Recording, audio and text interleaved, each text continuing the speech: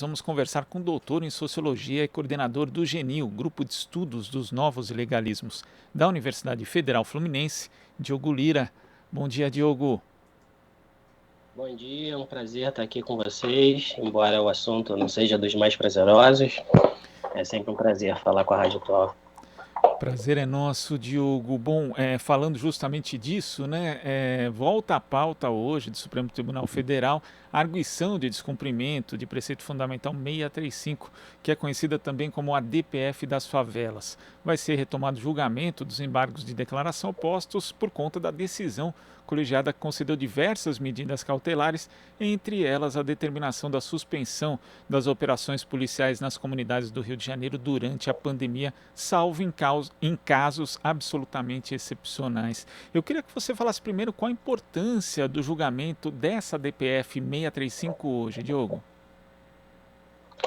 Bom, a importância é fundamental, né? Em primeiro lugar, porque embora a DPF ela tenha ficado conhecida pela proibição, né, pela restrição, na verdade, das operações policiais nas favelas, a DPF ela tem como um dos seus pedidos estruturantes a criação de um plano de redução da letalidade policial no Rio de Janeiro, né? E o que seria isso? São medidas que o governo do Estado, junto às demais autoridades, né, políticas e policiais, precisam tomar para evitar esse número exorbitante de mortes nas ações policiais, né? E nesse sentido não existe nenhum cerceamento, né, ao combate ao crime, são medidas estritamente baseadas no bom senso para o uso da força, sobretudo o uso da força letal. Então, o que o plano de redução da letalidade policial ele pede são coisas muito simples, como, por exemplo, que escolas, hospitais, creches não sejam usados como base operacional da polícia durante as suas operações, que exista sempre a presença de ambulâncias, né, para minimizar o risco de mortes, que é muito alto, né, devido à utilização de caveirão, helicóptero, fuzis, né, numa área densamente ocupada, como são as favelas, a ideia de uma peritagem, né, da perícia independente, assim como de investigações independentes, mas acima de tudo, né, independente do plano de redução da letalidade policial, a DPF já é uma medida central no sentido de que ela proporcionou, né, a primeira redução dos últimos 13 anos na letalidade policial no Rio de Janeiro, que vinha aumentando desde 2013, aumentou cerca de 300%.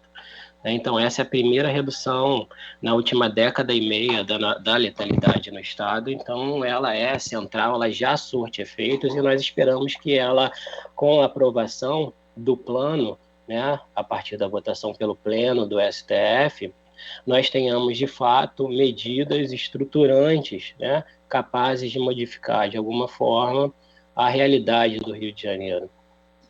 E é preciso que essa realidade seja modificada, Diogo, porque a gente vê inclusive dados do relatório do GNI junto com o Instituto Fogo Cruzado, mostrando que com a queda dos homicídios dolosos ali desde 2017, o peso das mortes praticadas por policiais no total dos crimes cresceu demais, né? Passando de 9% em 2013 para 35% em 2019.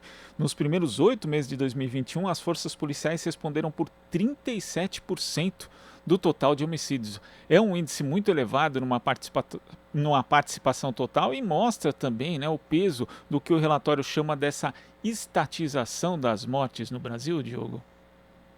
Sim, eu diria que esse número de mortes ele é simplesmente absurdo, são índices de guerra, né? E nós não estamos numa guerra, por mais que se tente propagar essa imagem, né? O que nós vivemos atualmente são comunidades pobres, ocupadas em sua maioria por negros, e que sofrem diariamente com a violência policial, né? E a população como um todo, não só a das favelas, também sofre com isso. Uma polícia que é responsável por quase 40% de todos os homicídios, né? De uma cidade como o Rio de Janeiro, isso é simplesmente assustador. Talvez em nenhum outro lugar do mundo a gente tenha índices como esse. Então, de fato, a ideia do plano de redução da letalidade policial, ela é urgente, né? Ela é mais do que necessária e salutar. Ela é urgente para que a gente possa viver numa democracia de fato, porque não é impedir ou brecar ou cercear o uso da força, mas o uso da força, sobretudo o uso da força letal, precisa ser modulado por uma série de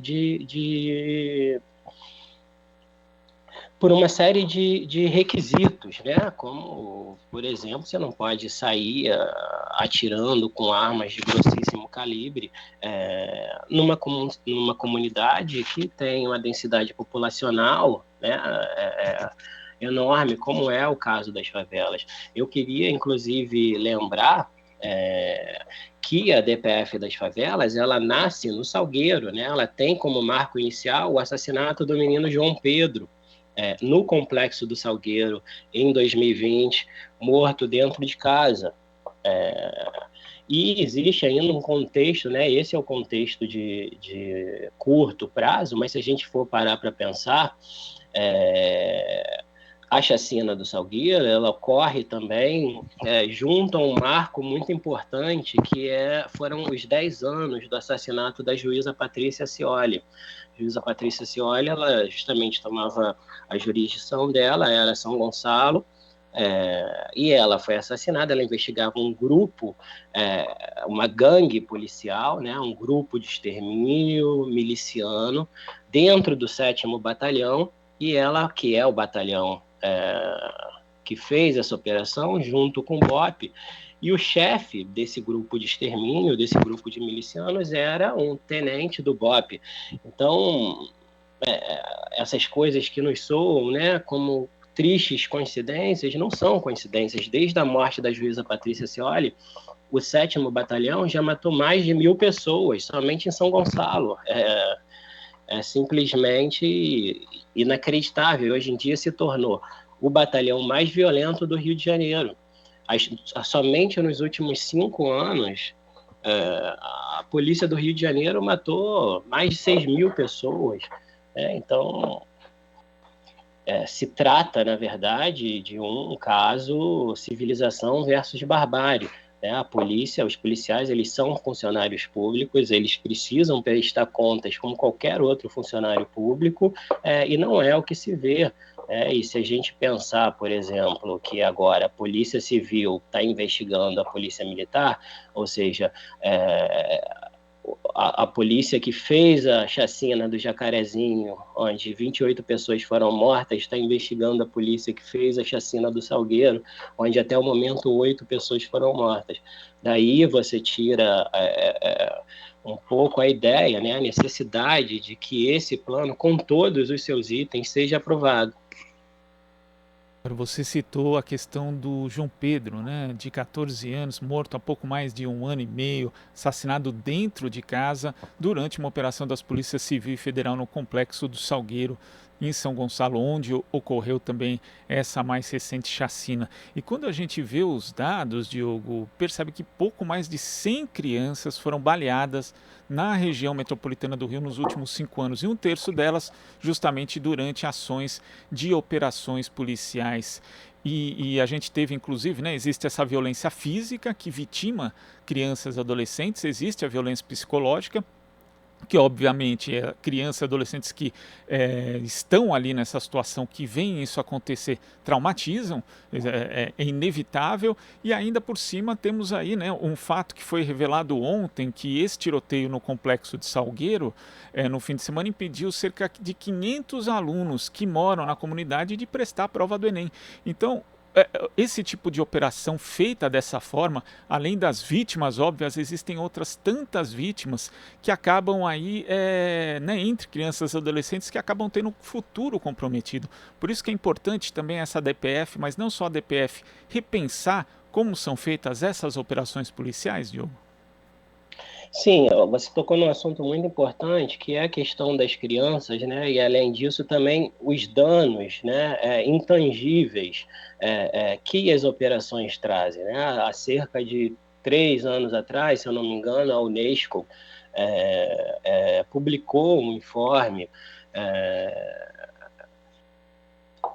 onde ela se mostrava extremamente preocupada com o futuro das crianças no Rio de Janeiro, não somente no sentido da sua incolumidade física, né, mas, sobretudo, na questão dos danos psicológicos que a rotina de violência de uma favela causa nessas crianças, uma rotina de tiroteio, rotina de, por exemplo, você estar indo à escola e pular né, passar por cima de um corpo que está no chão. Isso existe, isso é inclusive rotineiro.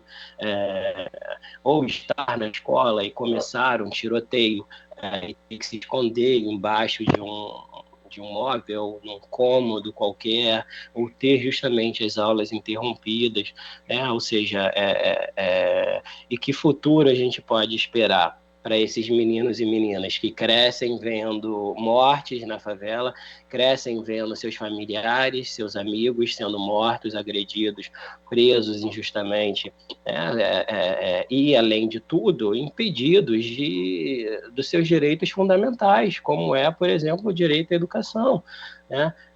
Então, a situação é drástica. Eu acho que o Rio de Janeiro já passou por momentos muito caóticos, né, na sua história contemporânea.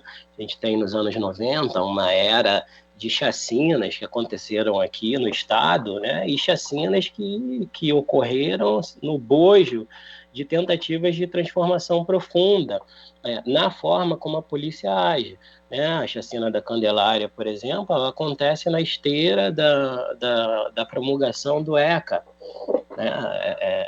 Como outras que aconteceram, sobretudo na época do governo Brizola, né? E tinham essencialmente como objetivo responder ao governo executivo, né? Resistir às mudanças propostas pelos poucos governadores que tentaram isso, né? Como Leonel Brizola, Luiz Eduardo Soares, que não era governador, mas trabalhou no primeiro ano do governo Garotinho, né? Quando ele tentou criar a nova polícia, por exemplo.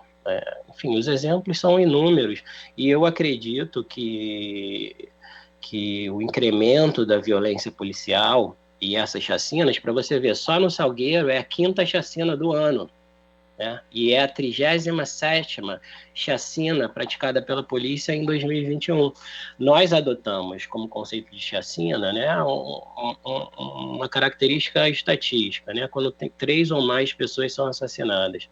Então, nesse sentido, nós já estamos indo aí para quase 40ª chacina policial no ano de 2021.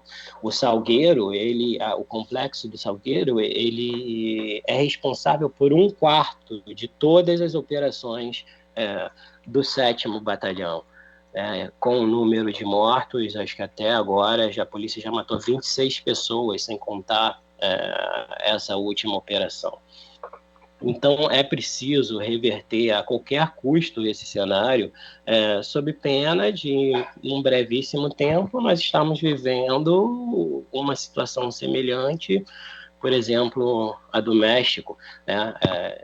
Só para fechar o assunto relativo às crianças, eu estava vendo umas estatísticas recentemente, o Rio de Janeiro, apenas esse ano, ele matou mais crianças e adolescentes do que toda a polícia dos Estados Unidos. Né? O Rio de Janeiro tem uma população de 7 milhões de habitantes, os Estados Unidos de 300 milhões. Então, daí você pode mensurar o tamanho do estrago, né, que a polícia faz na nossa cidade, no nosso estado. Agora, tem um dado também que chama a atenção num dos relatórios do Instituto Fogo Cruzado e do GNI, que é referente a 2013, Diogo, dizendo que 92,2% dos inquéritos de homicídios decorrentes de suposta oposição à intervenção policial são arquivados a pedido do próprio Ministério Público, sem que as circunstâncias das mortes sejam devidamente apuradas. Lembrando que o Ministério Público tem a função constitucional de exercer esse controle externo das atividades policiais. Mas é um assunto que a gente sempre toca aqui, porque é importante, eu acho que chamar a responsabilidade dessa instituição em relação a esse estado de coisas. Na sua avaliação, o trabalho do Ministério Público tem que ser aprimorado, Diogo? Olha, na minha avaliação, o trabalho do Ministério Público no que tange ao controle externo da atividade policial, ele praticamente não existe, né? Então, mal há o que ser aprimorado. Essa pesquisa que você citou, né, do professor Michel Missi, ela foi publicada em 2013 e ela justamente eles estudaram o fluxo processual dos inquéritos, né, relativos a homicídios de autoria policial, e chegaram a essa conclusão, que 99,8% dos processos, né, de morte em decorrência de ação policial são arquivados a pedido do próprio Ministério Público. E é interessante porque essa não é a primeira pesquisa que é feita sobre o tema. Nos anos 90, o professor Inácio Cano, da UERJ, ele fez uma pesquisa semelhante a pedido da Assembleia Legislativa do Estado do Rio de Janeiro, só que, à época, ele estudou os processos da Justiça Militar, de 1991 a 1993. E, na época, ele chegou a uma cifra de 98% de arquivamentos a pedido do próprio Ministério Público. E aí, de repente, nós nos deparamos com a pesquisa do professor Michel Missi, né, que acontece aí quase 20 anos depois da do professor Inácio Cano, já com a Justiça Civil, e o que nós temos são índices ainda maiores de arquivamento a pedido do próprio Ministério Público. Ou seja, casos como esse, em que nós vemos aí pipocar, né, aos montes, em que, com claros indícios de execução, são arquivados a pedido do Ministério Público. Então, o Ministério Público ele é parceiro, né? Ele é parceiro da polícia nesse quadro de assassinato institucionalizado. Eu não estou aqui dizendo que esse é um comportamento da instituição em geral, mas eu acho que, nesse sentido, é a mesma coisa que a gente fala dos próprios policiais, né? Existe uma maioria, muito provavelmente, de maus policiais e uma minoria de profissionais que estão ali engajados, né? Querendo cumprir o seu dever.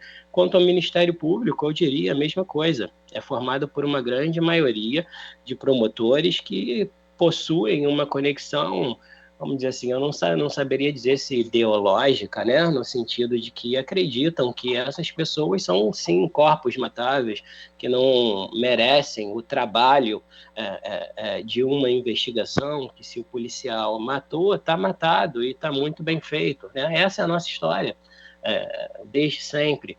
Então, o Ministério Público, ele é, sim, um dos principais atores, né, no problema da violência policial do Rio de Janeiro. Se a polícia puxa o gatilho, é porque existe toda uma estrutura das instituições dedicadas justamente, né, à defesa da liberdade e da democracia, que garante esse extermínio institucionalizado. Agora, tem um dado interessante que a gente acabou de levantar, né? Nós fizemos uma compilação a respeito dos dados que são enviados pela polícia ao Ministério Público, porque uma das questões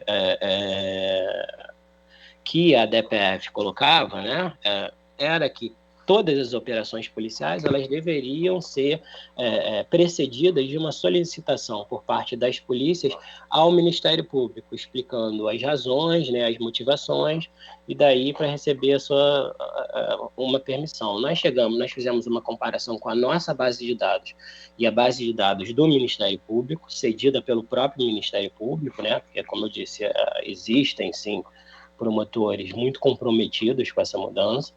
E nós observamos que a Polícia Civil, por exemplo, ela tem um índice de subnotificação, ou seja, ela deixa de avisar o Ministério Público em 91% dos casos, enquanto a Polícia Militar em 21%. É lógico que, nesse caso, existe aí uma malandragem da polícia, né? Mas, por outro lado, também a gente não vê o Ministério Público procurando saber. Um Ministério Público que pede a prisão de mãe que roubou 1 litro de leite, né? E, no entanto, se mostra tão insensível com casos agudos, né? De supressão da vida, como acontece no Rio de Janeiro. Diogo, queria agradecer a sua participação aqui no Jornal Brasil Atual. Nós vamos continuar acompanhando a apuração do que aconteceu nessa última chacina em São Gonçalo, né? A gente fala última porque, como você falou, já foram 5 aí nesse período e infelizmente se tornou uma realidade no Rio de Janeiro e também em alguns outros locais no Brasil. Muito obrigado pela sua participação, Diogo. Até a próxima. Eu que agradeço. Um grande abraço a todos. Abraço. Conversamos aqui com o doutor em Sociologia e coordenador do GENI, o Grupo de Estudos dos Novos Ilegalismos da Universidade Federal Fluminense, Diogo Lira. Você está ouvindo Jornal Brasil Atual. As notícias que os outros não dão.